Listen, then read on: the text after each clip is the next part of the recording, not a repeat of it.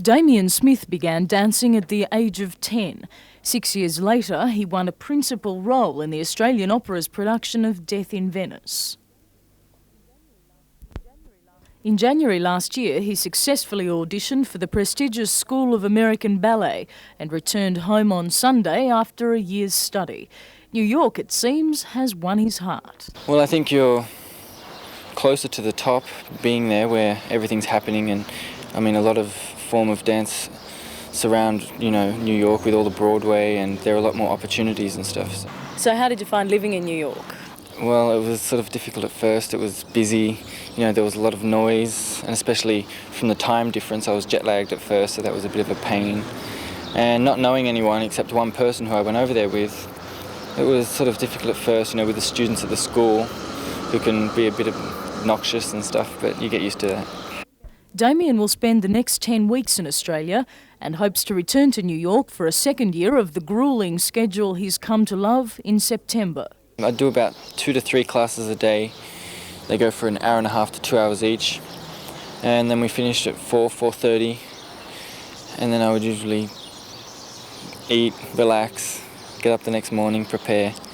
But all that costs money. Last year, support from government and local organisations helped pay for classes. But Damien still needs more sponsorship to return.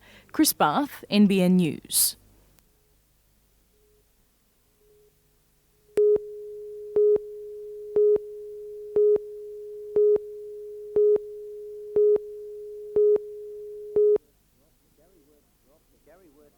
Gary Worth dropped a bombshell overnight when he announced this season would be his last in the Sydney Premiership. He made the decision after being dropped to reserve grade, but refused to elaborate on his reasons today. He may not be the only familiar face missing from the Knights' 1992 crusade. Former skipper Sam Stewart has languished in reserve grade for most of the season after turning down several offers from rival clubs. Well, I probably made the wrong decision as far as not being picked in first grade, where opportunities may have arisen elsewhere. Another to feel the impact of the selectors' axe was Steve Fulmer. The Livewire half was voted the Knights' best player last year, but injury and Steve Linnane have combined to limit his top-grade appearances to just 2 games in the 91 season. He's bitterly disappointed about his relegation to reserve grade and hasn't ruled out a change of colours next year. You're always open for other options. I mean, I'm not going to make a decision on my career just yet. We're only halfway through the season, and I think that it was a bit of a kick in the backside for me, but I mean, I'm just going to take it and just try and get back there, but I'll see what happens for the future anyhow. Bruce Mackenzie, NBN News.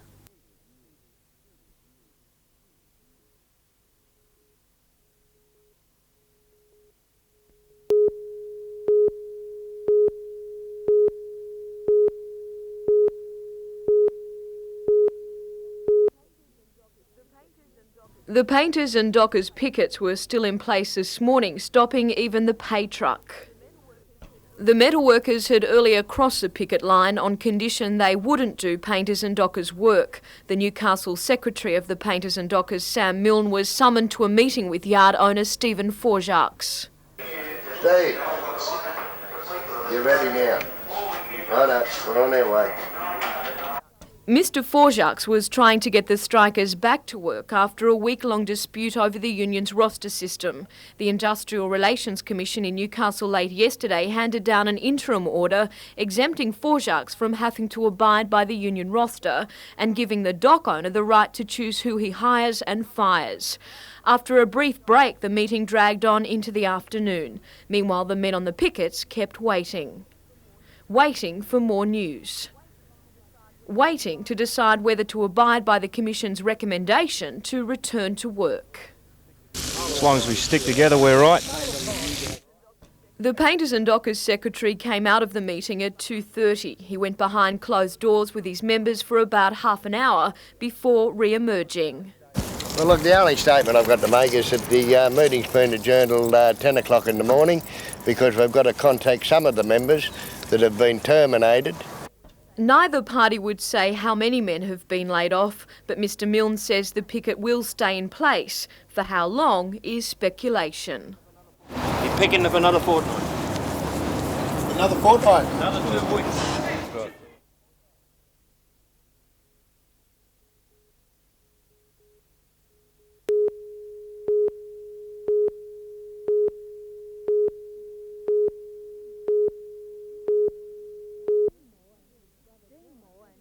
Dean Moore and his brother Graham are builders. While they were working on extensions to a house 6 weeks ago, the electric saw Dean was using slipped and lacerated his leg.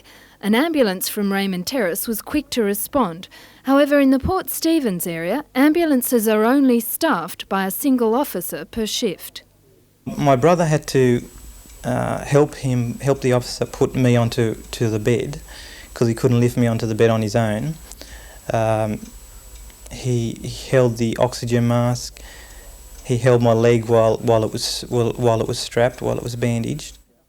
En route to the hospital, the driver had to stop the ambulance so that he could attend to his patient. Dean Moore and his brother believe 2 officers should have been in attendance. Really 2 is necessary because there's always more serious situations than Dean's even, and it could be a life at stake next time. According to the Regional Superintendent, Reg Coburn, if the situation had have been life-threatening, the resources would have been there to assist. In this case, the ambulance officer that was attending was in fact a level 4 officer, which is one step below a paramedic officer. And he did have backup available to him should he require it. And in this case, he assessed the patient himself as not requiring additional backup and didn't request it. Regional management is undertaking a full review of staffing of ambulance stations in the Hunter region. I want to assess whether or not the level of service we're providing in this region is to the standard that it should be.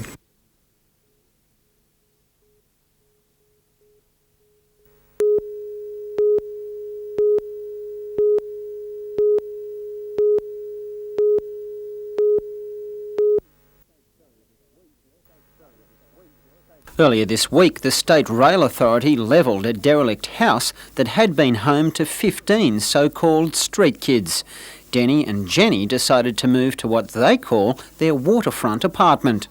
Please do not scuff my carpet. Bedroom number 2 is down the hall. Don't fall in the water, eh? Don't fall in the bath. Our bath is big, but it's a big bath. It's got sharks in it. The park also comes with a makeshift kitchen and a token father figure.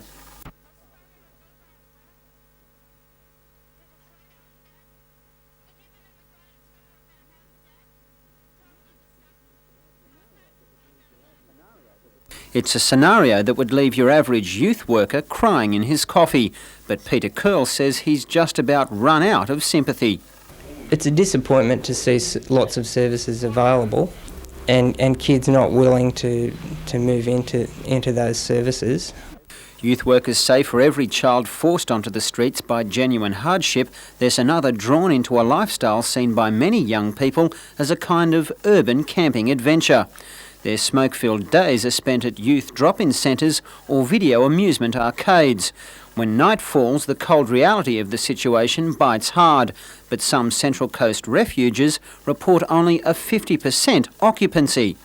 Refuges are too strict, whereas home by 6 if you're under 16, right? Yeah. You're not allowed back out.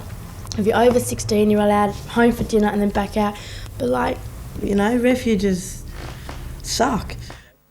But in the adjacent shire of Wyong, state and federal governments have just pledged a total of $237,000 to establish a medium-term refuge. The model that we'll be using in the Wyong medium-term accommodation service is one based on contextual residential care, which I won't go into, but basically what that means is it puts the kid's problems in the context of the problem and you work on that rather than the kid.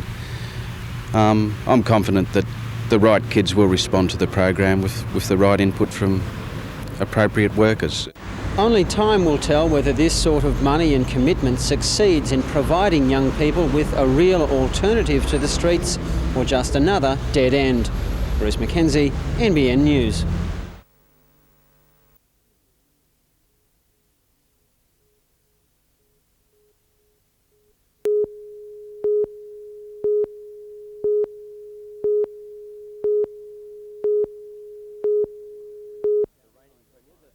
The reigning premiers are 3 points outside the 5, the Newcastle Knights 4 points, and neither team could rave about their last weekend's encounters against Illawarra and St George respectively, resulting in losses to the Raiders and the Knights. While it's obvious the Red and Blues will have a huge job in making the playoffs, things aren't much better for the Raiders. Well, we've got a very tough run into the semis now. I mean, we're 3 points out of the 5, and we can't afford to lose too many more games. We're really doing it tough, and especially with the Test series coming up, we're going to be obviously we're going to be losing a couple of players. Newcastle and Canberra have figured in some torrid encounters in the past couple of seasons, and the clash of Kangaroo props Mark Sargent and Glenn Lazarus should be worth the admission money alone. I'd say he's in the same position as me. He's looking to string some games together and show a bit of form, in the hope that if anything does go astray with the rep sides, that you never know your name might go in the hat. A trump card for the Knights will be the information passed on by former Raider Dave Woods, who's set to prove a few Canberra critics wrong. I know the game plan. I'm part of their winning side last year, so yeah, I've gone through a few little details with them, so we should come up trumps on the weekend.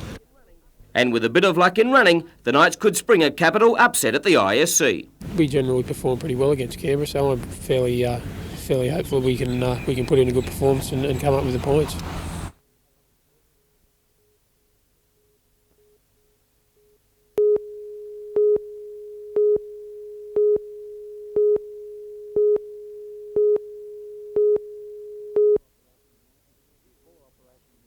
Before Operation Mantis could swing into action, there were weeks of careful observation and recording to be done. So we've been doing surveillance up and down the coast, and we've been taking photographs of particular vessels, and with that we've been checking the computer records against whether the vessels were in survey, and we've found an alarming amount are still not meeting the requirements. Last night the authorities swooped. 5 hours on the water netted 13 offenders. Some will face fines of up to $10,000 for serious safety breaches. They'll be charged because they don't meet the safety requirements under the USL Code. That's the biggest problem we have in the marine safety section, is to try and make sure that all people in New South Wales comply with the safety standards, whether they be fishermen or just a commercial operation. Department of Fisheries inspectors also took part, checking nets on local prawn trawlers. All complied with new government regulations. It's demonstrated to the fishermen that they've got to comply with the new rules, otherwise they'll be found out. The surprise operation was hailed a success and more are planned. Bruce McKenzie, NBN News.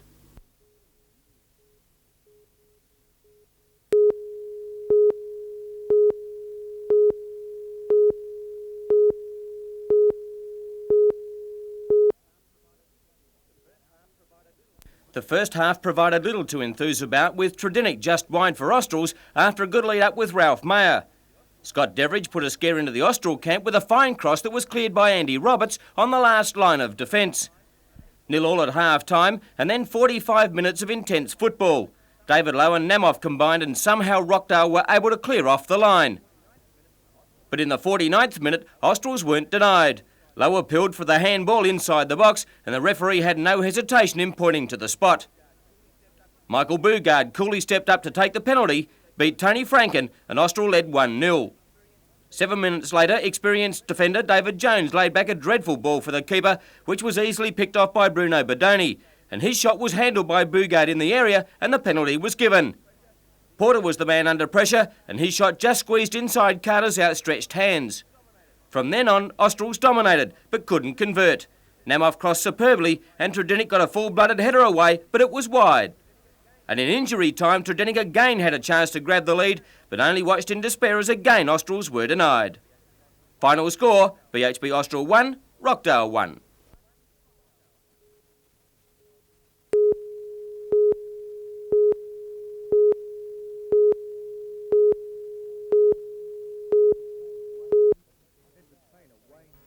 Entertainer Wayne Newton happily paid more than $17,000 for a letter by his late friend Elvis Presley.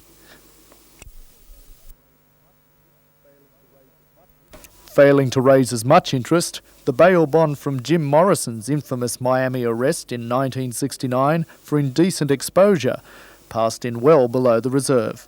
But at the top of most buyers' shopping list, an acoustic guitar signed by John Lennon and appreciating in value hundreds of times over its original cost.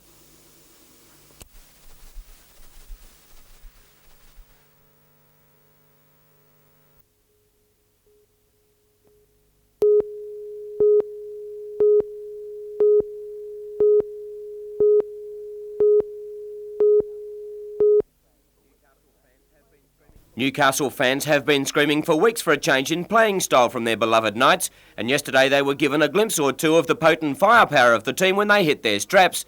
The backline was involved on numerous occasions, with a bit of luck and quick hands resulting in Miller's try.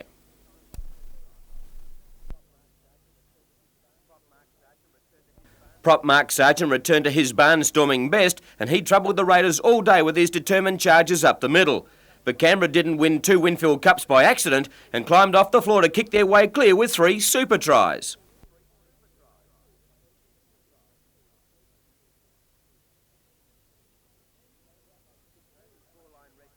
Although the scoreline read 28-16 in favour of Canberra, the performance raised some praise from the team's mentor. The effort by the guys was certainly there, and the luck of the bounce of the ball went their way a couple of times, and probably in the wash-up that determined the result. With their semi-final hopes in tatters, a perplexing question is now being posed to the first-grade coaching staff. Do they make changes to the top grade and upset the balance of the President's Cup and reserve grade, both of whom have legitimate semi-final aspirations? We'll have a discussion about that in regards to the selectors tomorrow, and there's a retention committee meeting tomorrow as well, so we'll aim and prepare for the future. With that in mind, the next 24 hours will hold a lot of interest for team selection watchers.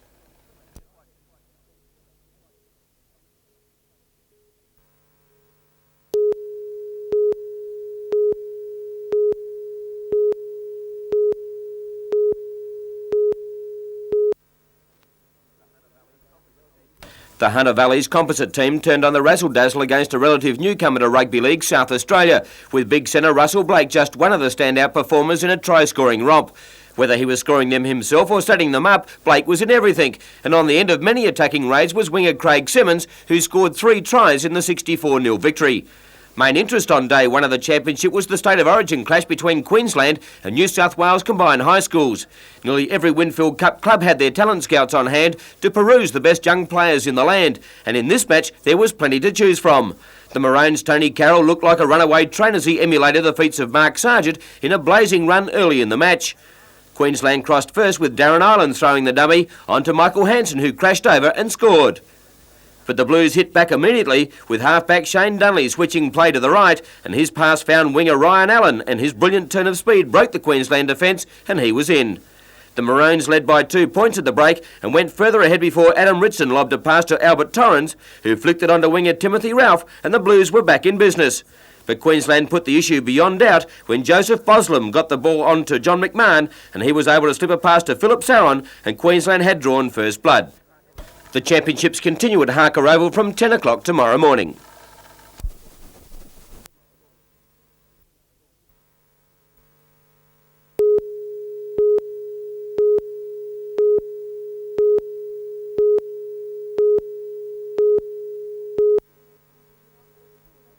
After a 2.5-year fight to stop the Summerhill Waste Facility development, the residents have enlisted the aid of the Environmental Defenders Office, a department jointly funded by the state and federal governments to provide legal help in environmental disputes. The Environmental Defenders Office sees us as having a favourable case, so they will be acting on our behalf. The department's first step will be to ask Newcastle Council to carry out a full environmental impact study. It will also challenge the Council's definition of the facility under the Environmental Planning and Assessment Act, a challenge that could end up in the Land and Environment Court. Newcastle Lord Mayor John McNaughton says an EIS would not impede the development of the facility, and that Council's own local study is enough to assure him the project is environmentally sound. The residents have also proposed that Council consider Butteye Quarry as a site for a regional facility to service Newcastle, Lake Macquarie and other Hunter councils. But the Lord Mayor today ruled out that possibility. All the local councils would need transfer stations. We're going to double the cost of garbage removal ourselves on the present one. It would quadruple it for us and do even more than that for the others. And when there are other alternatives available, it's not a proposition.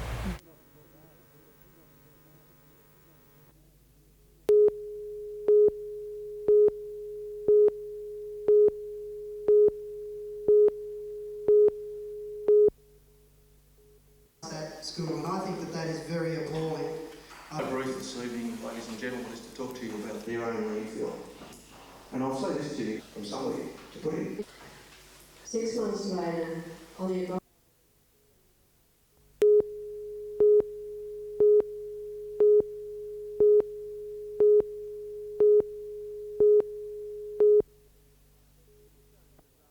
The Joneses are veterans of several holiday cruises, but their latest adventure may be their last. The couple are still nervous and exhausted after the gruelling time they spent on the South China Sea aboard the wallowing Fair Star. George Jones said he knew trouble was ahead the moment he and his wife boarded the cruise liner in Singapore. We were taken to our cabins and on different decks, and even then you could see as you walk down different stairs to different levels, some had light, some didn't have light. 2 days later, after a series of problems, the cruise liner finally died 300 kilometres off the coast of Vietnam, its engines and electrical generators suffering serious malfunctions. George's new video camera recorded the next 4 days, definitely not what the Fair Star's own publicity brochure promised. Days of fun and relaxation. I saw several ladies crying and we all felt it inside, but we tried not to panic outwardly. Nights of fun and entertainment. Sleeping, you had to grab sleep where you could because the fact you couldn't go to your cabin, you had to try and get up top deck to try to get a bit of breeze and try and cool down a little. The ultimate floating restaurant. As days went by, you had to be cautious what you were eating because you knew it could be or would be contaminated. The passengers' ordeal ended when a seagoing tug towed the vessel to Ho Chi Minh City in Vietnam. The Joneses were airlifted back to Australia with an assurance by P&O that they'd get a full refund on their trip plus a 25% discount on their next voyage on the Fair Star. But that's an offer they're reluctant to accept. We've all got short memories. But I'd be very apprehensive.